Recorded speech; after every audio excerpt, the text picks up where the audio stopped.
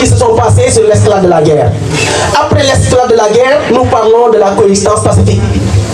53-62. Il y en a certains qui disent 53-63. Et la coexistence pacifique a des facteurs, a des manifestations et a des limites. Et parmi les facteurs de la coexistence pacifique, ou bien même on définit la coexistence pacifique, c'est-à-dire c'est un processus de paix qui permet aux deux puissances de vivre en paix sans nier la concurrence. Voilà. Maintenant, les principaux facteurs de la...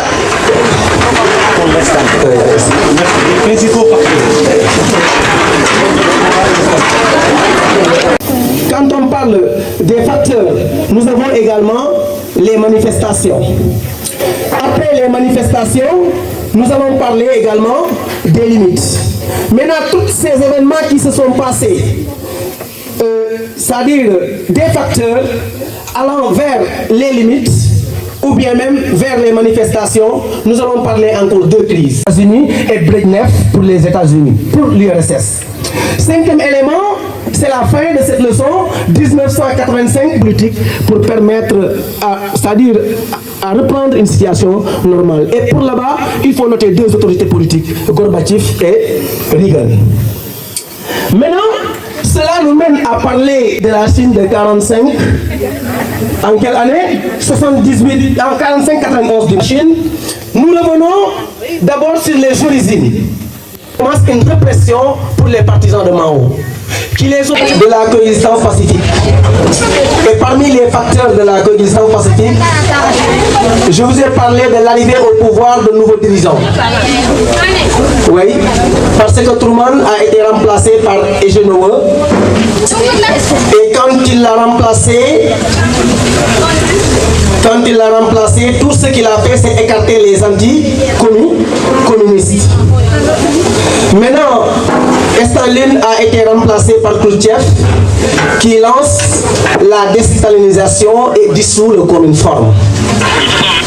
Au-delà de l'arrivée au pouvoir des hommes, nous avons la course aux armements. Les États-Unis avaient déjà la bombe atomique depuis 1945. Maintenant, en 1957, nous avons la naissance de la bombe atomique en URSS, mais également avec leur satellite appelé Sputnik. Mais ensuite, l'envoi de leur premier homme qu'on appelle Yuri Gagarin. Kennedy, lui, il a ordonné une mission à la NASA pour leur permettre d'aller au Soleil. Au-delà de cela, il y a ce qu'on appelle l'équilibre de la terreur.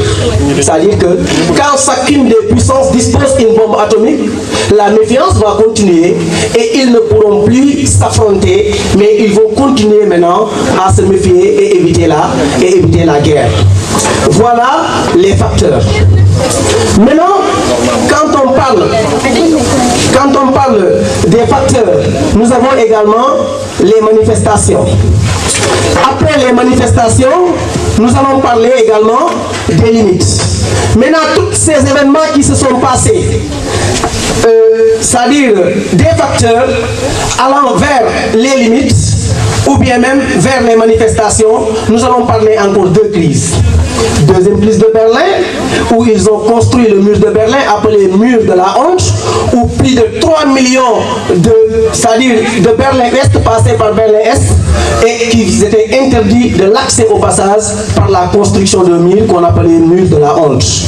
Nous avons également la crise de fusée à Cuba en 1962, avec l'arrivée au pouvoir de Fidel Castro, qui a nationalisé, mais tout simplement qui a réformé le système agricole. Cela est un problème qui est né sur les manifestations. Maintenant, sur les limites, toujours également, n'oublions pas, dis-moi, sur les limites, nous avons la construction du mur et nous avons également la crise de fusée à Cuba.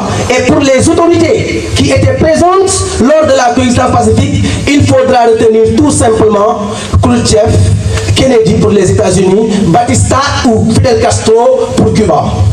Maintenant, les limites, c'est-à-dire construction du mur de Berlin et surtout la crise euromissile ou bien la crise des missiles à Cuba.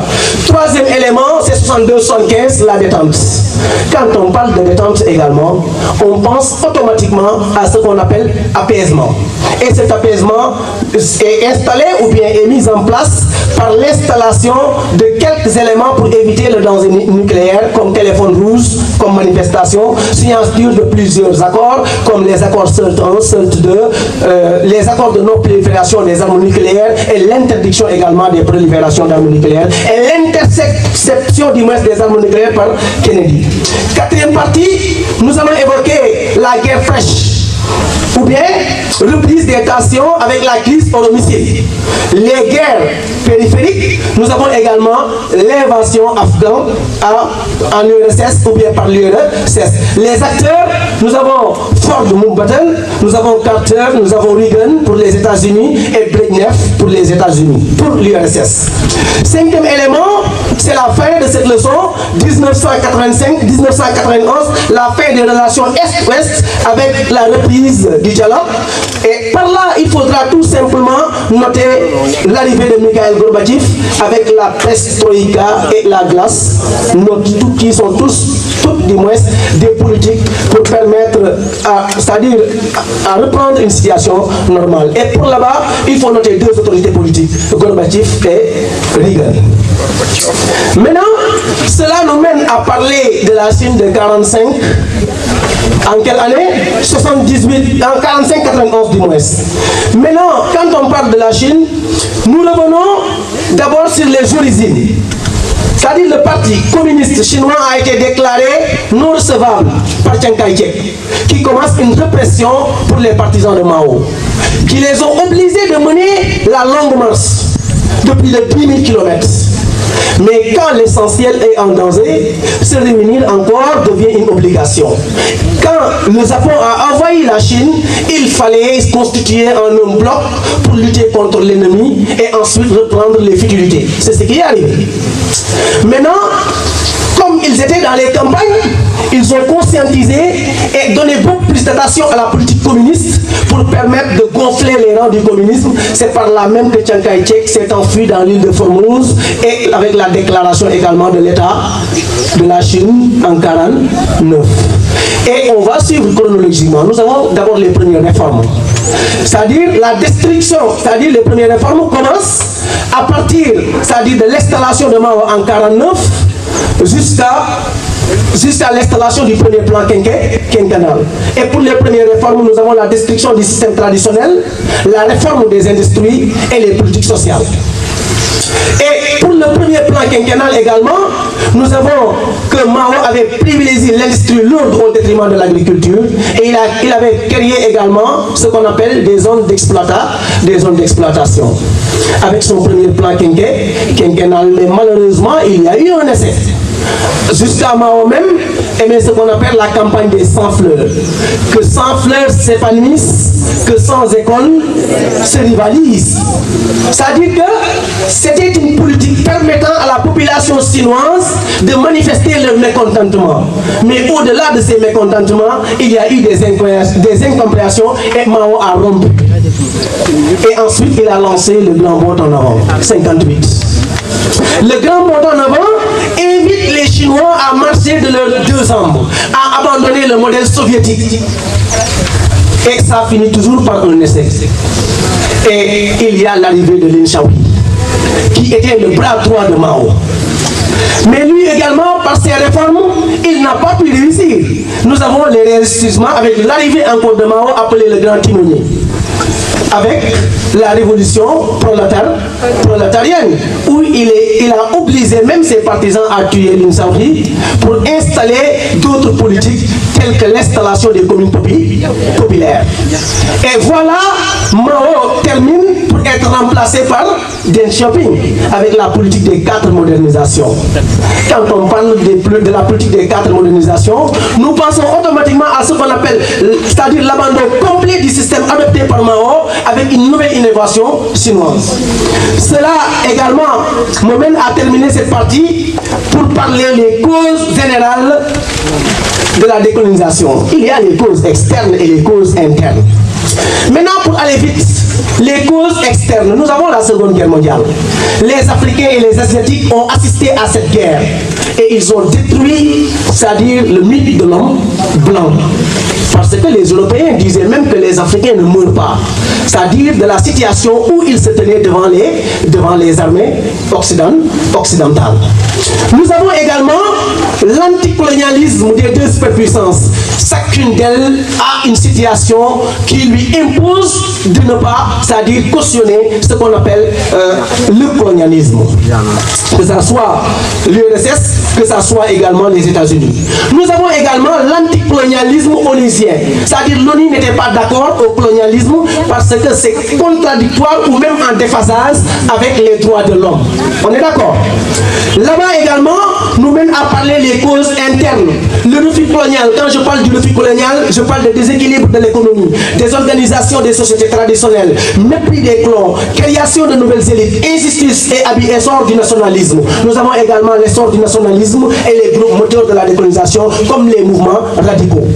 Nous avons également l'émergence du tiers-monde dont je vais vous parler avec la conférence de Bandung.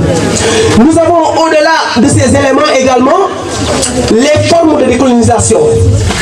Parmi les formes, nous avons la décolonisation pacifique et la décolonisation violente. Et chacune de ces décolonisations a des conditions. Et je vais vous donner en résumé les conditions. Pour la décolonisation pacifique, nous avons 3 conditions.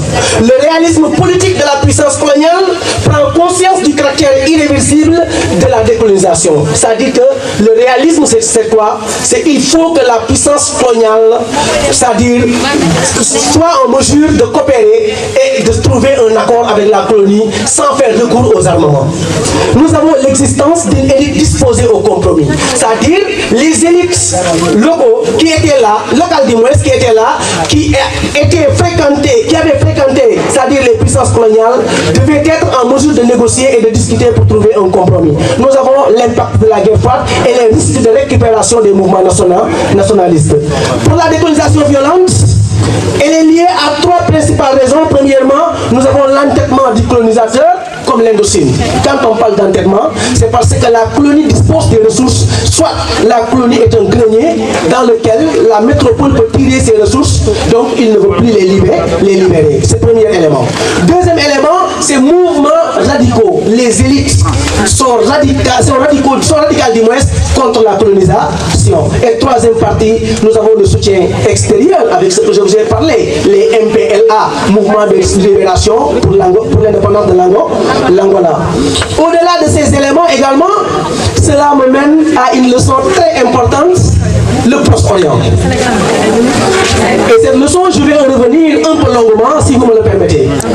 C'est-à-dire que le Proche-Orient, c'est l'ensemble des pays riverains de la Méditerranée. Longtemps dominé par l'Empire ottoman, confié à la France et à l'Angleterre par la SDN, et cette région se trouve dans d'interminables guerres après la déclaration de l'État d'Israël en 1948, mais il y a les origines de la guerre. Et parmi les origines de la guerre commence depuis le 19e siècle. Que s'est-il passé? Il y a une cohabitation entre une minorité russe, juive du moins, et une majorité arabe. Et en 1896, Théodore Herzl, à travers son ouvrage intitulé Essai de solution moderne à la question juive, lance ce qu'on appelle le sionisme international, qui n'est rien d'autre. Maintenant, que s'est-il passé au-delà de 1918? Il y a ce qu'on appelle, c'est-à-dire les contre-attaques des Arabes et l'antisémitisme de la Seconde Guerre mondiale après son éclatement, qui était en train de répressionner les Juifs, et les Juifs ne pouvaient plus admettre à ça. Ils se sont organisés autour des armées secrètes qu'on appelle Irgun, Aganas et le groupe Stern. Quand elles se sont organisées, c'est ainsi, silence mes amis, c'est ainsi qu'elles ont commencé à faire une répression contre les Arabes et les Britanniques jusqu'à faire 200 morts après l'attaque de l'hôtel de King David. Et la situation s'internationalise et tombe entre les bras de l'ONU. Et on va vous parler maintenant le plan de partage de l'ONU de 1947 avec la résolution 181. Parce que l'ONU, en tant qu'organe qui devait réglementer les conflits pacifiquement, a divisé inéquitablement le territoire palestinien en donnant 55% aux minorités contre 45% aux majorités. Et cautionné par les États-Unis et l'URSS, mais les Arabes disent non. C'est ainsi que David Ben Gurion a déclaré l'État d'Israël en 48. Et voilà la naissance maintenant des guerres. Et nous allons vous parler de la guerre de 48-49. Pourquoi la guerre de 48-49? Pourquoi la guerre de 48-49? Ce sont les armées arabes qui se sont mobilisées pour attaquer les Juifs et ils ont subi une humiliante défaite. Oui, ils ont subi une humiliante défaite. Et après cette rencontre de 48-49, le territoire israélien qui représentait 32% vient maintenant à 78%. 14 200 à 22 145 km². Et la situation continue à s'alourdir. En 1950, il y a ce qu'on appelle l'immigration massive qui a accueilli plus de 600 000 juifs et expulsé 7 000 arabes qui vont se réfugier dans les autres régions.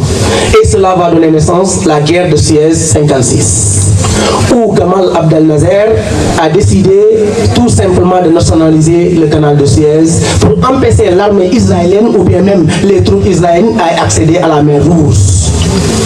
Et cette situation a été un peu élucidée par l'intervention des deux superpuissances, les États-Unis et l'URSS. Et cela va donner la guerre de 6 jours, avec l'intervention de Yitzhak Rabin. 5-10-67. Quand je parle de cette guerre, c'est le blocage du détroit de Tiran, où passait le pétrole iranien qui devait alimenter Israël. Mais c'est une violation avec la création de la tripartie Égypte, Syrie et Cisjordanie. Ainsi, Yitzhak Rabin a intervenu pour empêcher cette situation. Maintenant, c'est la résolution 242 qui est intervenue là-bas pour mettre fin à ce conflit. Et ensuite, nous avons la guerre de Kippour, du 6 au 24 octobre 1973. Cette guerre, je dis bien, nous avons Anwar el-Sadat qui a remobilisé les troupes pour faire face. Mais à quel moment? Lors de la fête de Yom Kippour, qu'on appelle fête du pardon. Et ils ont mis en difficulté pendant 7 jours l'armée israélienne. Mais cette fois-ci, c'est Ariel Sharon qui va répliquer, mais l'ONU encore va le suivre avec la résolution 338. Enfin, l'autre guerre, c'est la guerre de Liban 82, appelée paix en Galilée. Guerre civile. C'est-à-dire que quand on parle de paix en Galilée, il y a les Israéliens qui ont envoyé le Liban, tout simplement dans le cadre de mener des combats pour s'agrandir. C'est ce qu'a compris Israël. Ils ont intervenu dans le cadre d'une lutte, c'est-à-dire pour empêcher à cette politique d'y passer. Et cela nous mène à parler, la fin, c'est l'évolution des relations qui va commencer de 64. Je dis bien 64. Que s'est-il passé en 64? C'est une réorganisation et l'option du terrorisme international. C'est à partir de maintenant que vous entendez le nom de Hezbollah, Boko Haram, Hamas et autres. En 70, ils ont commencé maintenant à mener ces politiques. 72, que s'est-il passé? C'est l'assassinat d'une partie de la délégation israélienne aux Jeux Olympiques. 73, que s'est-il passé? Nous avons, en 73, du moins, oui, en 73, nous avons l'admission de l'ONU au Conseil de sécurité de l'ONU comme observateur. Maintenant, 87, 93, nous avons premier intifada. 93, les accords d'Oslo 1, 95, les accords d'Oslo 2, 2000, deuxième intifada, 2008, l'arrivée de Obama. Mais également l'assassinat de Ahmed Yassine. Et cela va continuer avec la visite provocatrice de qui? De Ariel Sharon ou à la mosquée de la divinité de Jérusalem. Parce que Jérusalem, n'oublions pas que depuis le plan de partage de l'ONU a été considéré comme une ville neutre. Voilà cette décolonisation. Maintenant, je reviens un peu parce que c'est une décolonisation décolonisation, et quand on vous demande de quel type de décolonisation s'agit-elle, il faut dire une décolonisation pacifique mais ratée. C'est comme l'Inde, une décolonisation pacifique mais ratée. Maintenant, les types de décolonisation violente, c'est l'Algérie, la Guinée. Pourquoi? Je vous rappelle le fameux discours du général de Gaulle quand il a rencontré Sékou Touré. Vous optez l'indépendance, prenez-la avec les conséquences. Et Sékou Touré avait répliqué. Quoi? Oui, nous préférons l'indépendance dans la pauvreté que rester dans la communauté avec la richesse. Et ainsi va commencer les futilités. Maintenant, on ne peut pas parler de décolonisation sans pour autant revenir sur le Sénégal. Quand on parle de la décolonisation au Sénégal, on parle d'une décolonisation pacifique. Et quand on parle de décolonisation pacifique, il faut qu'on dise l'existence d'une élite disposée au compromis, mais également le réalisme politique du métropole, mais également un ensemble d'éléments constitutifs. Mais parmi ces éléments, nous allons parler de l'évolution jusqu'en 1944. Parce qu'au 19e siècle, le Sénégal était divisé en 4 communes, les 4 communes de plein exercice. C'est-à-dire que les autres habitants, tels que vous, les Foutanguais, vous n'étiez pas considérés comme des citoyens sénégalais. Voilà. Maintenant, l'élection de Blaise Diagne à l'Assemblée nationale française va s'arranger la situation.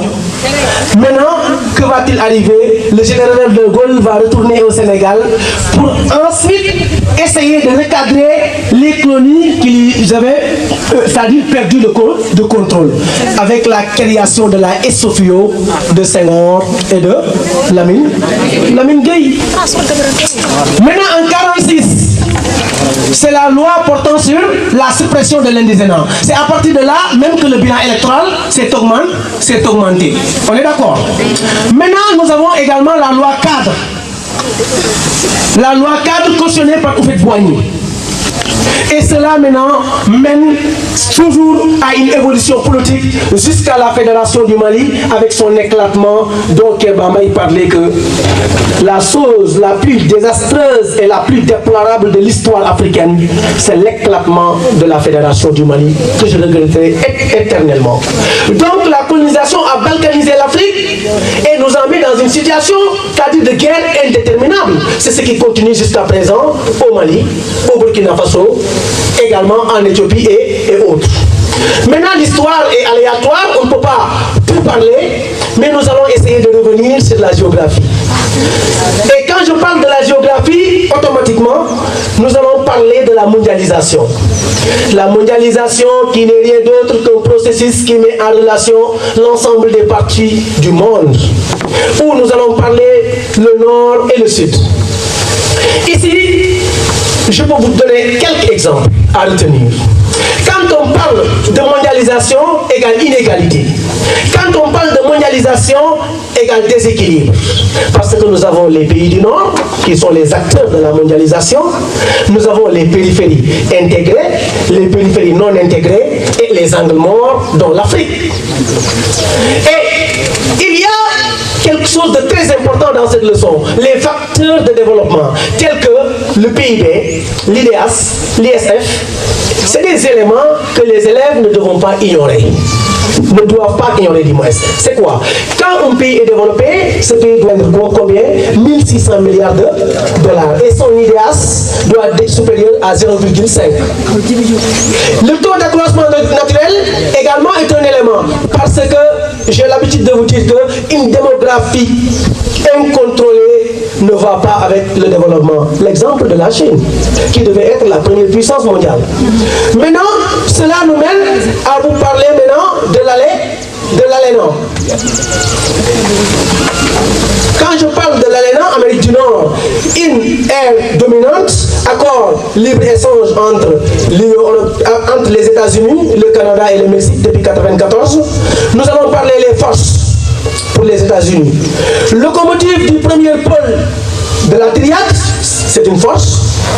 Première puissance économique mondiale, système capitaliste, économie libérale, Nous avons également interventionnisme, si vous vous rappelez bien, je vous ai parlé de ça lors de la leçon portant sur le Sénégal, mes élèves. Oui, nous avons également forte concentration des moyens de production, mais également leadership de tous les domaines, dans tous les domaines. Première puissance agricole, maïs, pouvoir vert, armes vertes, industrie puissante et des technopoles. Nous avons Silicon Valley. On peut continuer avec l'industrie de pointe, high-tech, automobile. On peut parler également de ce que j'appelle parfois une puissance hyper-tertiarisée. Et quand je parle du secteur tertiaire, je fais allusion au commerce, mais également au domaine financier. Importateur et troisième exportateur, l'influence du dollar, la prépondérance des bourses, les finances, Wall Street. Je peux parler également dans les finances, et bien même le minimise, comme dans les institutions comme la Banque mondiale et la FMI. Et cela me mène à parler des limites. Pour l'ALENA, nous avons déficit budgétaire, nous avons commercial et endettement colossal. Nous avons également les pays les plus endettés du monde se trouvent dans cette terre géographique. Nous avons un gros consommateur de produits énergétiques, la concurrence internationale, nous avons les problèmes de pauvreté, mais également inégalité sociale. Cela me mène également à vous parler toujours de l'Union européenne. Le cadre général encore. Deuxième pilier de la triade étape de construction. Déclaration de Robert Schuman en 1950, création de la CECA en 91, fondation de la CE et de la CA en 57, 6 pays fondateurs, RFA, France, Belgique, Pays-Bas, Luxembourg et Italie, élargissement en 73 jusqu'en 2013. Et quand je parle d'élargissement, je parle de l'Europe des 6, l'Europe des 9, l'Europe des 12, l'Europe des 15, l'Europe des 25, l'Europe des 27 et l'Europe des 28. Et sans ne pas oublier le processus de retrait des Royaumes-Unis. Donc l'Europe ne compte plus 28 mais 27. Il ne faut pas oublier ça. Je parle de la réussite économique de l'Union européenne. Pacte politique, nous avons politique agricole commune 62, marché unique, marché commun 93, espace Schengen 95, monnaie unique euro 99, PSE, c'est-à-dire politique étrangère et sécuritaire commune. Nous avons FEDER, nous avons FSE, le domaine social, Ariane, Airbus, Erasmus, industrie et éducation. C'est des domaines qui marquent l'Union européenne. Les perspectives. Pour parler des perspectives, je vais parler des inégalités socio-économiques, régionales, crise de l'euro, concurrence entre les pays étrangers, dépendance énergétique, problèmes sociaux, vieillissement, chômage et migration. Faiblesse politico-militaire, parce que c'est là même que je vous ai parlé que même si l'Europe reste une grande puissance économique, elle demeure un nez politique. C'est là où je vous ai parlé de ça. Problème et dépendance sur l'État. Absence de politique commune, question d'élargissement et je vous parle les Brexit, processus de retrait. Si je reviens à l'Asie-Pacifique, facteurs d'émergence, milieu naturel favorable, ouverture, maritime, climat favorable, richesse des sols et sous-sols, le rôle du Japon, où nous avons quoi? Le confucianisme chinois, le respect de l'hiérarchie, l'acceptation de salaires bas, peu de jours de repos. Également, il y a le côté de la discipline, c'est-à-dire qu'il faut adopter d'abord un comportement et des valeurs pour trouver le chemin de la richesse.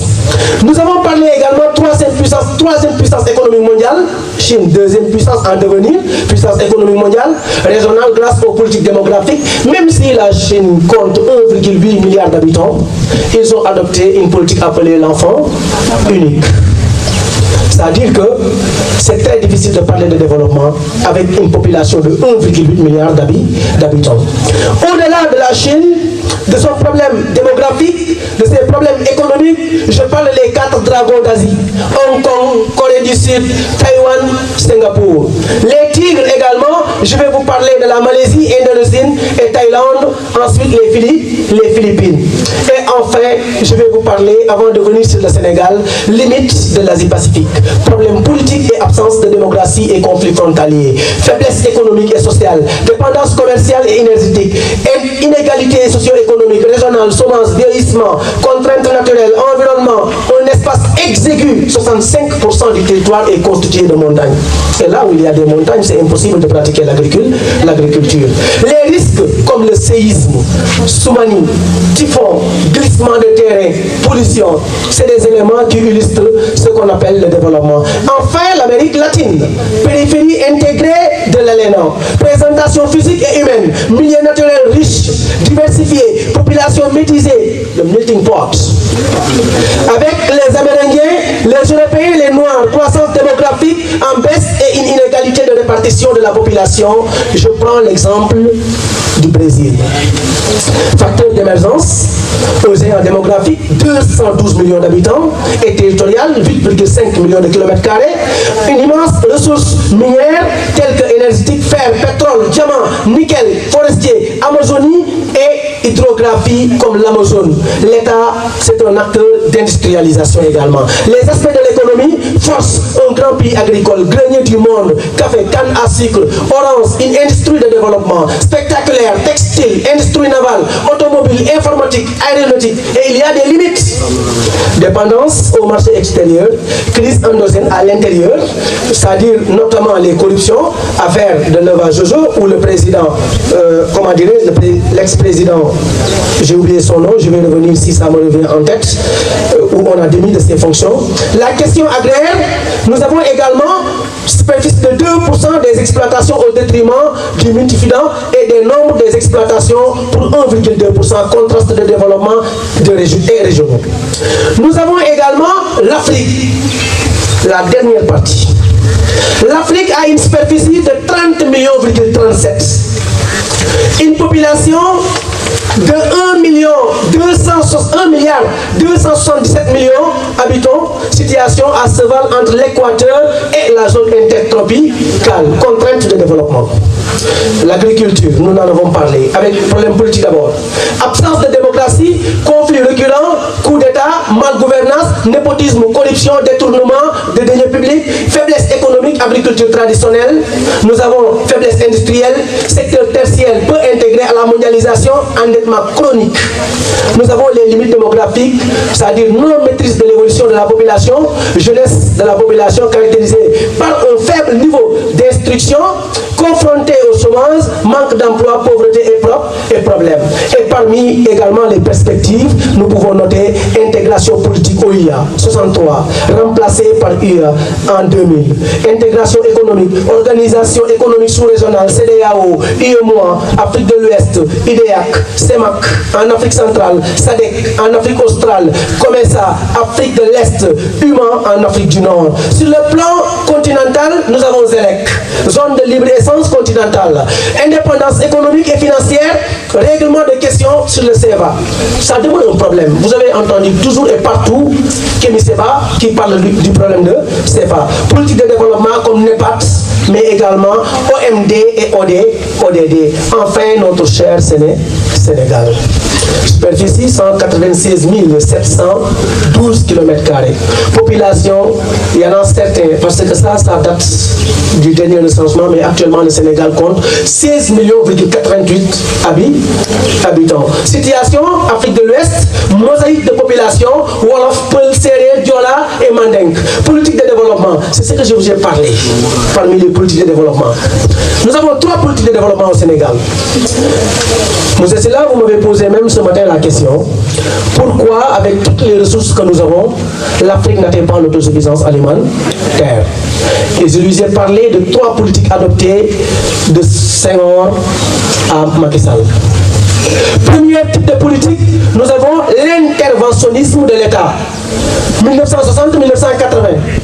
Deuxième politique, nous avons désengagement sous Abdou Diouf. Troisième, avec Abdoulaye Wade, la stratégie de la croissance accélérée sous Macky Sall. Nous avons le plan Sénégal émergent. Et par là, vous me permettez tout simplement, M. Mbaye, d'éclaircir ces points parlant du Sénégal. C'est un point important. C'est-à-dire le plan Sénégal émergent a 3 axes. Transformation structurelle de l'économie et de la croissance. capital humain, paix et sécurité matérialisée. Il y a gouvernance également et institution, paix et sécurité. Mais qu'est-ce qui matérialise ces trois types de politiques ou bien la politique de développement de Macky Sall? Nous avons la maîtrise d'abord de l'énergie, l'électrification universelle, la diversification des ressources énergétiques mixtes, énergie solaire et hydrocarbures. Nous avons l'aménagement du territoire. Nous avons les programmes Promoville, PUDC, Puma, l'amélioration des services sociaux de base. Nous avons le domaine de la santé, plan Sésame, SEMIN, couverture maladie universelle, sociale et bourse familiale, électrification, mais également nous avons accès à l'eau universelle au fort. Domaine solaire, nous avons posé zéro abri et ce qui continue d'exister. Nous avons également l'emploi des jeunes et des femmes d'air et foncier.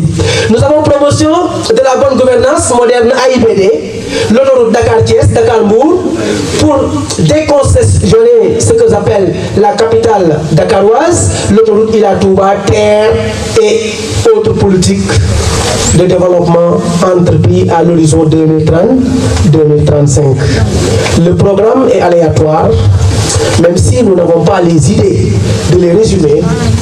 Je vais m'obliger de m'arrêter là, parce que je suis près d'un philosophe et ils disent que richesse de l'éprouver, c'est reste d'éprouver. Parfois, la langue est incapable de dire tout ce qu'elle ressent. Même si les mots sont là, peut-être il y a un manque d'éloquence et de pertinence qui m'empêche de les... Monsieur le Président, alors vous êtes à Médina Ndiaye après donc la mise en place du nouveau bureau, un bureau que vous dirigez, comme je l'ai dit, Monsieur le Président.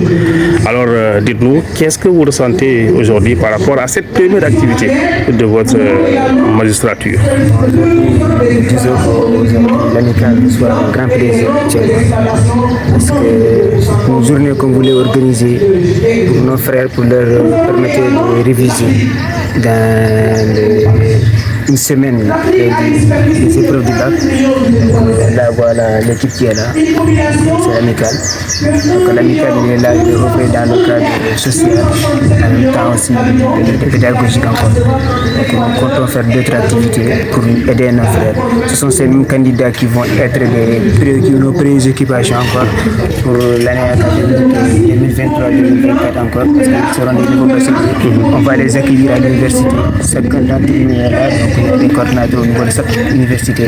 Donc nous sommes venus ici en masse, donc nous comptons encore organiser d'autres activités, Inch'Allah, aussi dans le village, pour permettre aux étudiants, pour permettre encore aux élèves de connaître qu'ils sont dans l'amicale. Donc nous comptons encore organiser des débats le 28, Inch'Allah, avec les élèves et les étudiants pour les accueillir et les sensibiliser pour la conduite et les concours qu'ils peuvent faire au lendemain. Une fois obtenu le bac, il y a des promotions, il y a des concours qui sont disponibles. Nous comptons aussi le 27, Inch'Allah, l'amicale compte encore partir au premier cadre pour faire un 7-7. Bonne chance aux candidats.